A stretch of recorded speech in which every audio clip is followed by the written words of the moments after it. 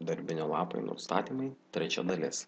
Tarkime, turite vienos spalvos lapą ir norite, kad jis atrodytų kaip, pavyzdžiui, nors gražiau. Pasirinkate Page Color ir Fill Effects. Čia galite pasirinkti, ką tik tai norite. Tarkim, tam tikras stilius. Iš karto atsiranda šioks toks efektas.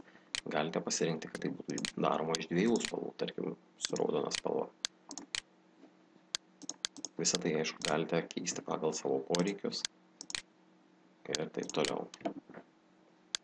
Taip pat, dar vienas įdomus dalykas, tai kad galite pritaikyti tekstūrą.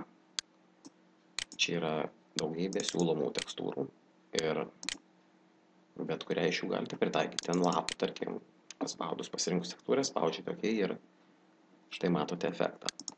Arba dar vienas dalykas, tai galite, pavyzdžiui, pritaikyti savo paveiksliuką ant lapo ir kiekvienam lape bus pritaikytas jūsų paveiksliukas. Tarkim, pasirinkus taip, lapo paveiksliukas pasidaro toks.